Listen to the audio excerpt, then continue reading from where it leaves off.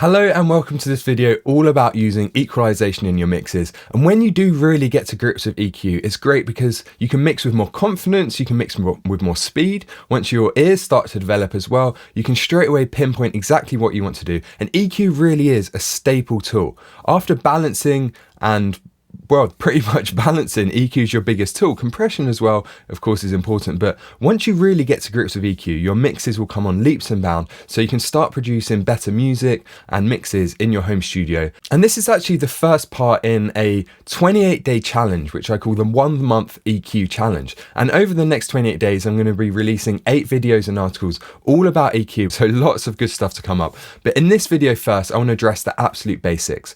Now, before I do, go to the link below or the link that you see now on the video player, and that's going to take you to a page where you can join the 1 month EQ challenge. And what my challenge is to you is to actually take a mix now, think about what's wrong with it. Does it lack separation? Does it lack clarity? Does it sound thin or muddy? And then what we're going to do at the end of the 28 days is you're going to go back to that mix. You're going to address those problems with what you've learned through this series, and you're going to compare. And my challenge to you is to make a big improvement to your mix in only 28 days. So go to that link, subscribe there. You're also going to get my popular ebook on EQ for free, which will take you through everything. This is vital. You need to have a basic understanding of EQ before you can do any of this stuff. So you'll get that. And when you join, you also get entered into a competition to win a free mix critique from myself, so that you can get some really detailed feedback on your use of EQ in your mixes. So head there, subscribe. That means you'll be part of the challenge. You'll get all the notifications, you'll get all the content, and I highly recommend you do that.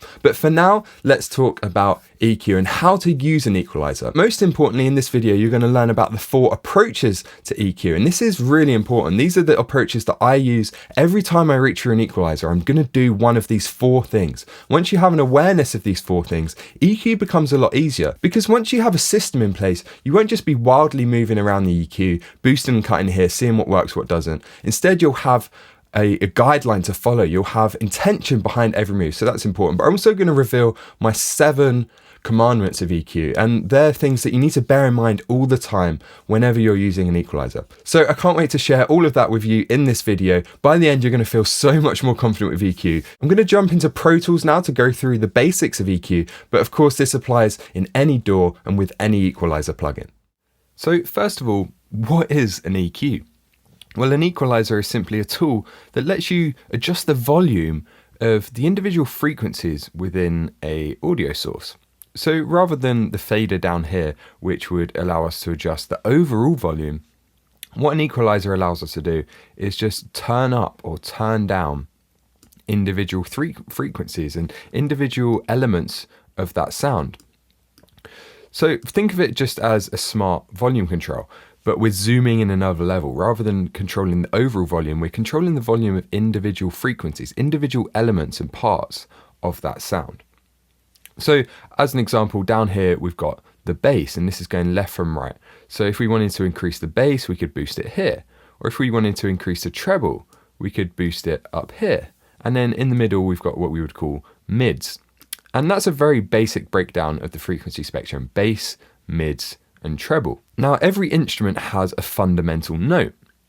And as well as that fundamental note, it has overtones. And that's what gives an instrument its tone or its character, its timbre. And that's why a bass guitar, for example, sounds different to an organ.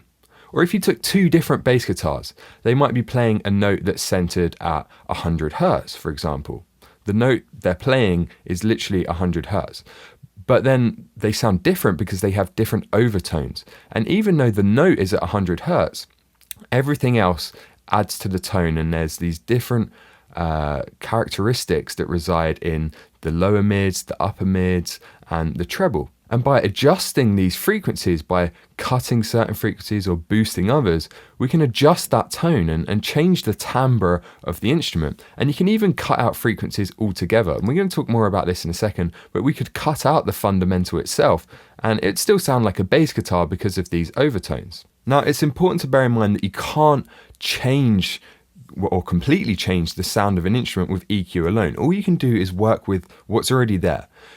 In the recording phase, you decide what tone you want, and then you use EQ to kind of sculpt that and make small changes to take it further towards your end goal. But you can't completely change a sound with EQ alone. You can remove frequencies to make it sound different, and you can boost or reduce certain frequencies to change the tone and timbre, but you can't completely change a sound. So remember that at all times. So where does EQ come in the mix? Well, generally your main tools are balancing, which is when you would just adjust a fader, panning, which is when you adjust how the source sits on the stereo field on the left ear or on the right ear.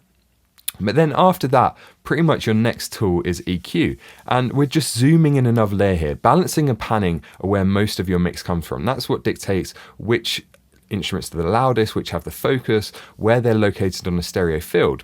But then we can zoom in one more level, and using EQ and compression as well, we can focus in on smaller elements of the sound. We can change the tone, we can remove certain elements. And EQ is basically just a way of zooming in one more level so we can focus on the tone or the smaller elements of a sound. Compression, again, is on that same kind of level. It allows us to zoom in, but with compression, we're looking at the dynamics. So now let's look at the frequency spectrum in a bit more depth. We go from left to right, and this is 20 hertz. And then on the right, we've got 20,000 hertz or 20 kilohertz. And this is the range of human hearing. Now, none of us will actually be able to hear 20 kilohertz. When you're first born, you can, but as you get older, your hearing slowly degrades. Now, I think I can probably hear 17, and you will still hear 20 kilohertz. You'll hear the impact that will have if you boost or reduce it. But if you actually just listen to a sine wave, most people wouldn't be able to hear past 17. And as you get older, that higher note that you can hear gets lower and lower.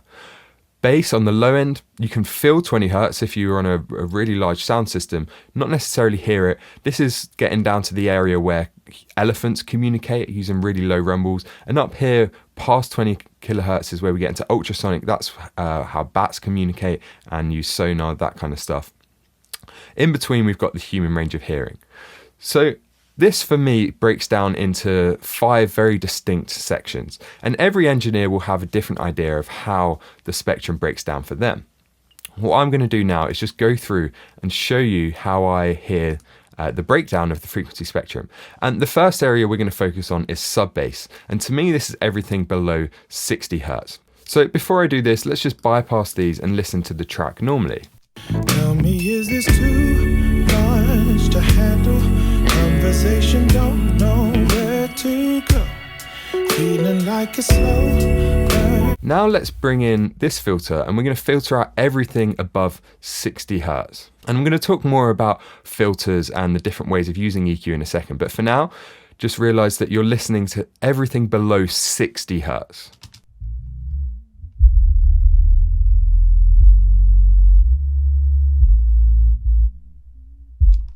Now, depending on what you're using to listen to this video, you might not have actually heard that. And that's because 60 hertz is pretty low. Everything below that is sub-bass. So generally, you need a subwoofer or a good pair of headphones, open back headphones, for example. You should be able to hear it a little bit if you're on monitors or headphones. If you're listening on a laptop or a phone, there's no way you would have heard that. But that's sub-bass. After that, we get into what I would call bass. And for me, this is everything between 60 hertz, which is what we just had the cutoff at a second ago, and 200. Let's have a listen to that.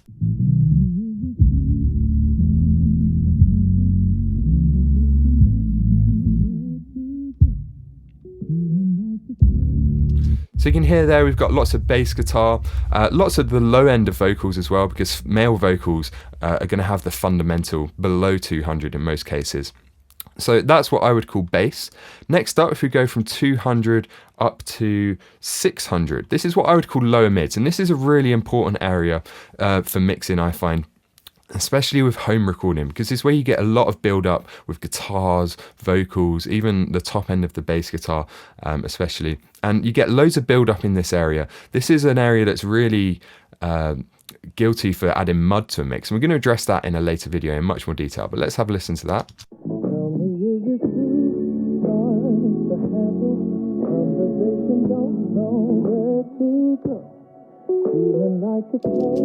So again, lots of the vocal there that you can hear.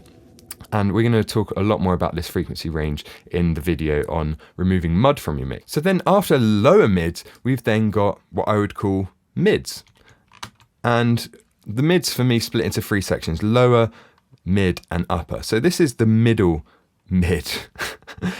It's a bit complicated, but we've got lower, middle, and upper mids. So this is between 600 and 3,000, I would say. And this is where a lot of the focus is. The human hearing focuses mostly on this frequency range. Let's have a listen. Tell me, is this too much to handle? Conversation, don't know where to. So it kind of sounds like a telephone, and that's because telephones do focus on this range, because this is the range that our ears are most susceptible to, that they pick up most. So this is where you can start to get into like harshness and an aggressive sound. And then we've got upper mids, and this is where things really start to get harsh. This is where we have brittleness a lot of the time. It's also an important range for clarity, but when it gets too much, this is where we have those kind of harsh elements. Let's have a listen.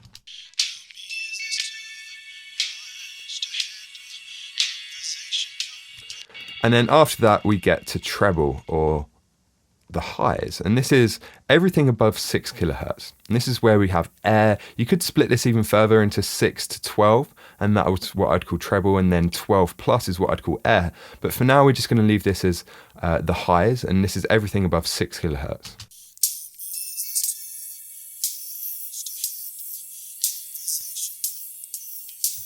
So there you go. That's a breakdown of the entire frequency spectrum.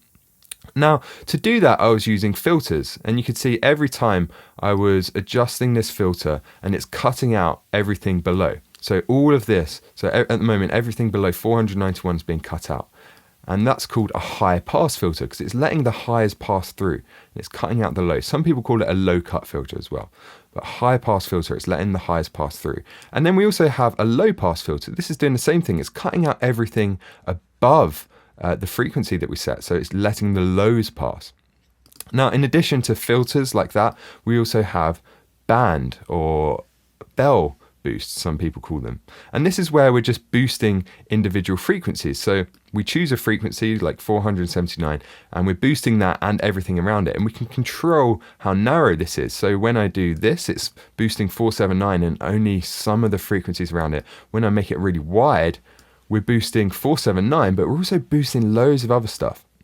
And generally you want to use narrow for cuts and wide for boosts. And that's a big generalization. When you're starting off, that's a good thing to remember. As you get more confident, you'll start to use smaller boosts sometimes and wide cuts too. But generally, narrow for cuts, wide for boosts. And then we have shelves as well. And this is where we boost everything above a certain frequency. So I can boost all the highs. I can also cut them. And this works in a different way to the filter. With the shelf, we're just cutting everything by the amount. So 6 dB, we're cutting everything above 2.35 by 6 dB. Whereas with the filter, we're just removing it. So we're getting rid of it completely. So it works in a slightly different way. And generally I use high shelves for a top end boost, especially on vocals, acoustic guitars, and generally on the whole mix as well, maybe everything above 12K. And we can also use them for low cuts if we just want to reduce the bass in a vocal, for example. Now, one more piece of advice I have before we move on to my 4 approaches and 7 commandments is that a lot of people, when they're starting out, and even as they get into more intermediate phases, they start to use EQ charts. And that's okay at the beginning. If you're going to look at an EQ chart, there's one in my ebook that breaks down the entire frequency spectrum, and it uses descriptive words to explain each frequency range and how it sounds. And if you can study a chart like that and learn it, that's great. If you know if something sounds brittle, that's going to be the upper mids. If you know something sounds muddy, it's going to be the lower mids, for example. But don't use them when you're mixing, or try to avoid it.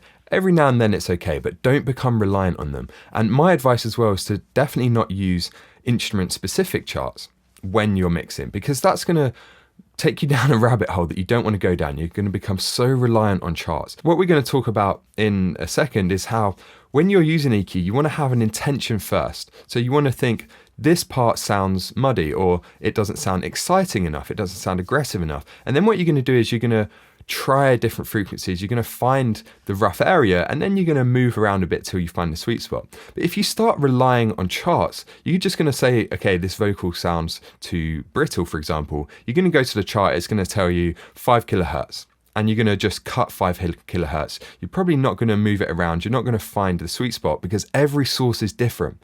You can't generalize.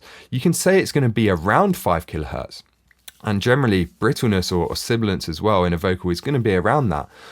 But you need to move around. You need to find it because every vocalist is different. If it's a female, it could be slightly higher. If it's a male, it's going to be slightly lower, depending on the characteristic of their voice, the microphone you used, the way they sang, what register they're singing in, it's going to be a different frequency. So you can't generalize like that. And as soon as you start becoming reliant on charts, that's what happens. So my advice, study them. If you want to get to grips with the frequency spectrum and learn it more, we're going to talk about that a lot more in the final lesson of this 8-part series on ear training and going further with this.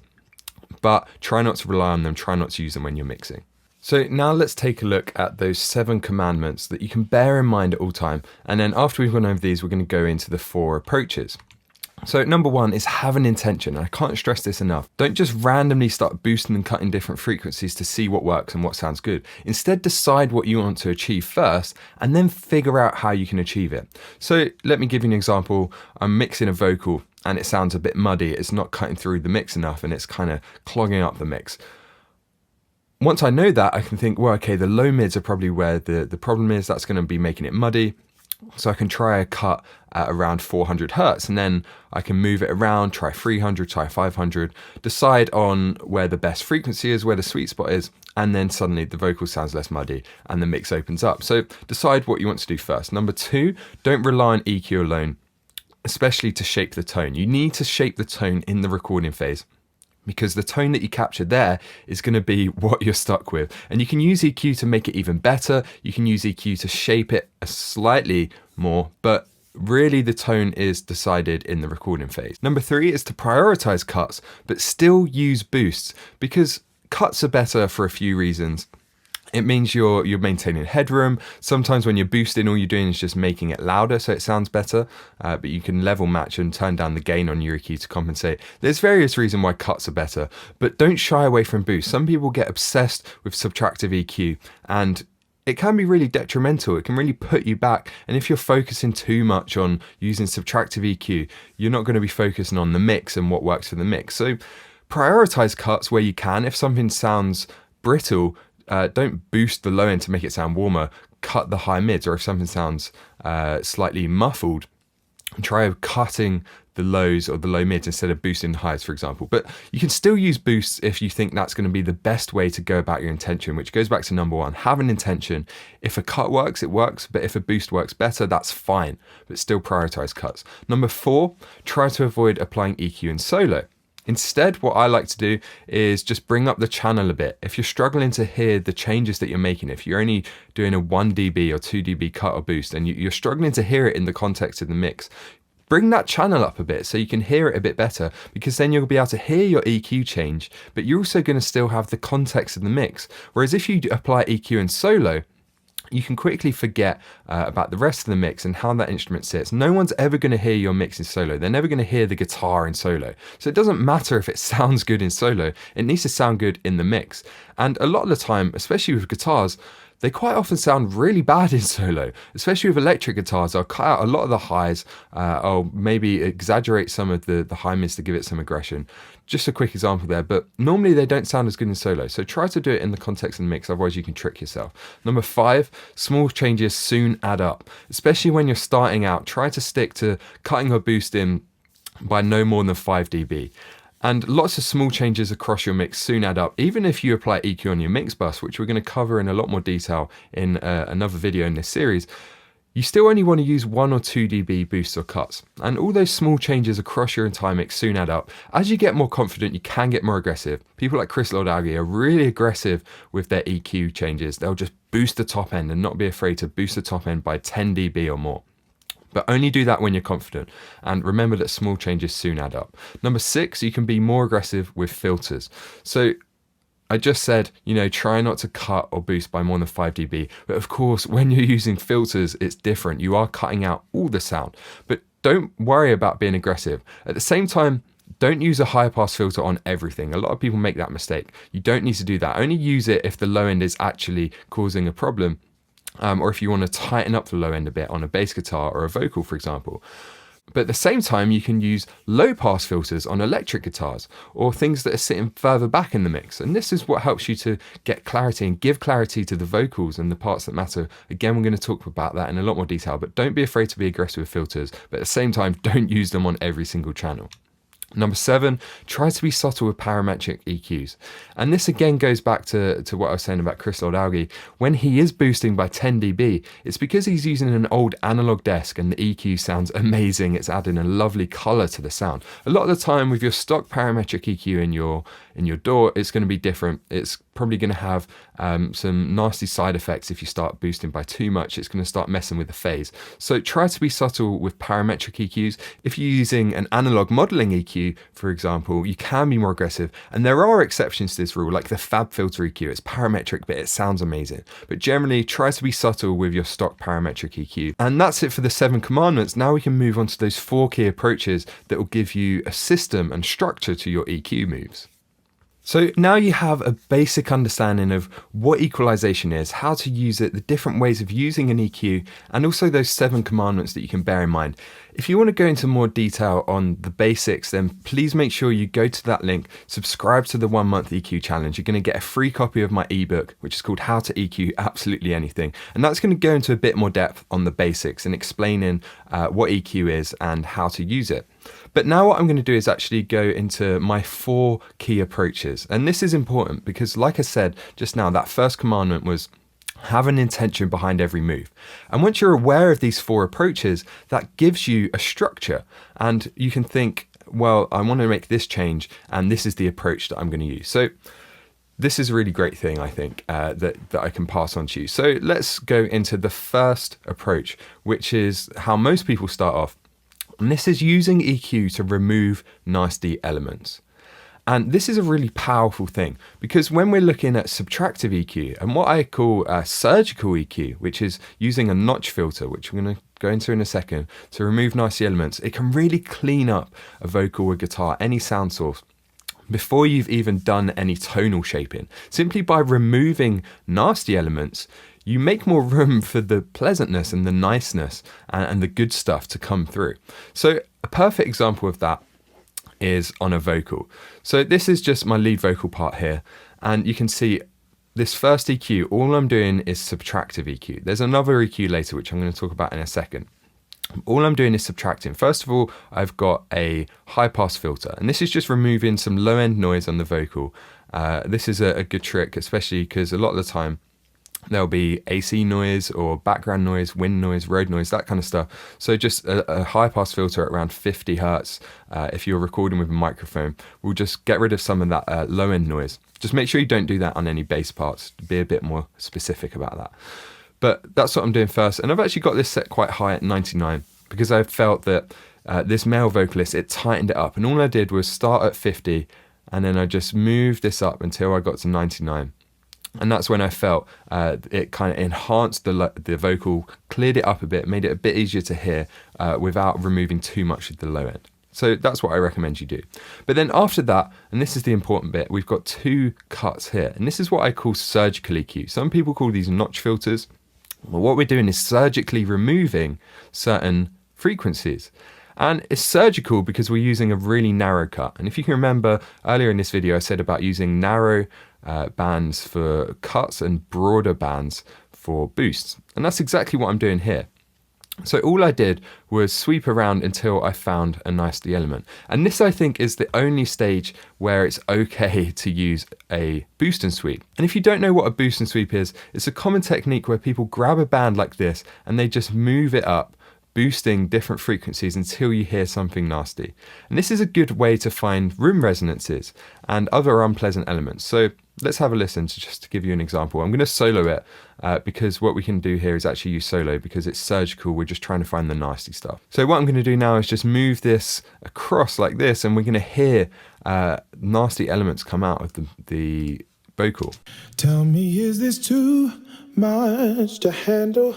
Conversation, don't know where to go. Feeling like a slow burning candle. The end is. So what you're listening for is a sudden increase in volume, because that suggests that there's lots of that frequency, which probably means it's a room resonance, because every room will have certain frequencies that resonate. And this is generally what makes a vocal, for example, sound bad.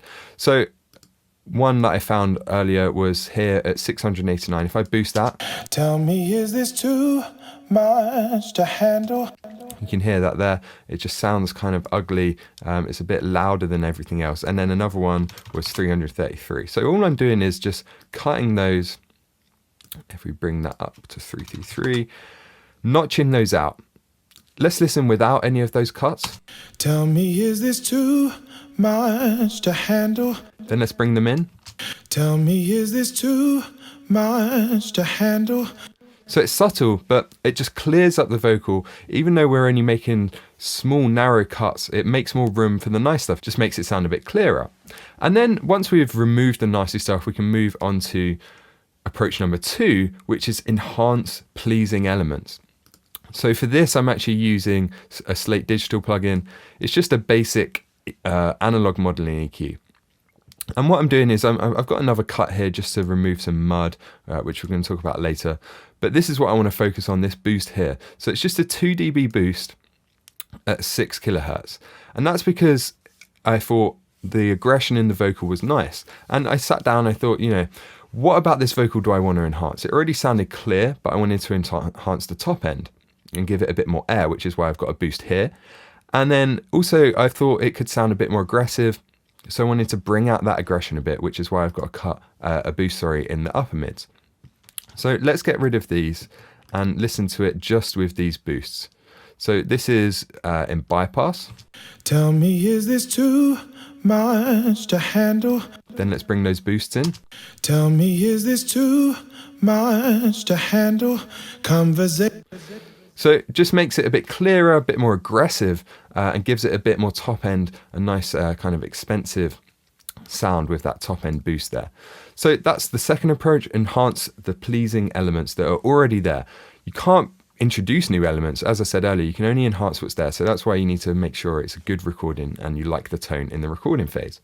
And then approach number 3 is just to make things sound different. And for this, I'm going to use a slightly different sample. I'm going to go to the outro. So if we have a listen to this outro part and listen to how it sounds. So this is the same vocalist, same vocal recording, but have a listen to this. Tell me, is this with you?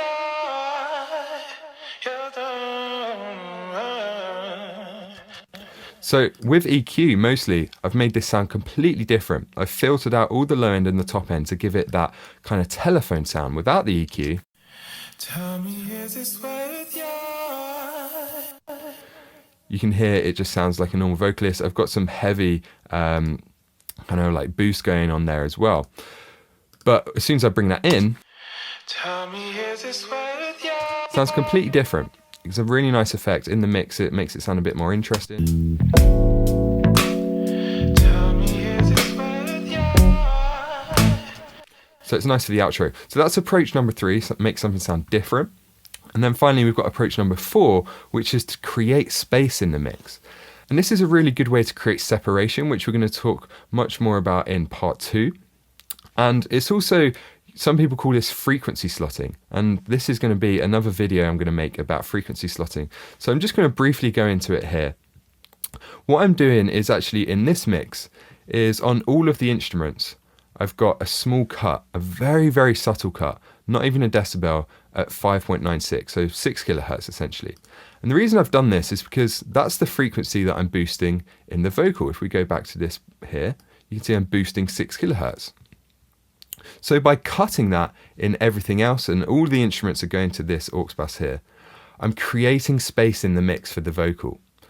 So it removes that frequency from everything else, from the guitars that are battling with it and the electronic piano parts, electronic keyboard parts, and giving that area of the spectrum to the vocal essentially, and creating a bit more room for it. So by cutting frequencies in some instruments and boosting them in others, you can create space in the mix and give each part its own kind of place to sit, its own pocket in the frequency spectrum. We're going to talk a lot more about that later, but that's approach number 4. So I hope you enjoyed that. I'm just going to quickly summarize now before we wrap up. And the important thing is you remember those 4 key approaches. Approach number 1 is to remove any nasty elements. Number 2 is to exaggerate any pleasing elements.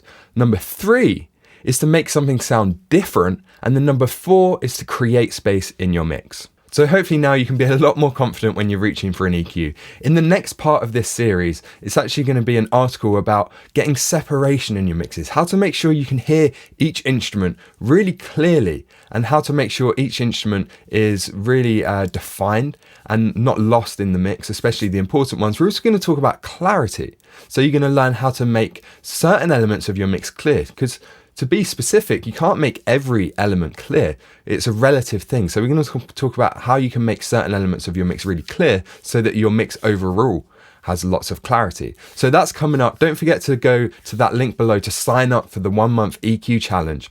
And you're going to get all those bonuses. You're going to get a chance to win a mix critique, and you're going to get my free popular ebook on EQ.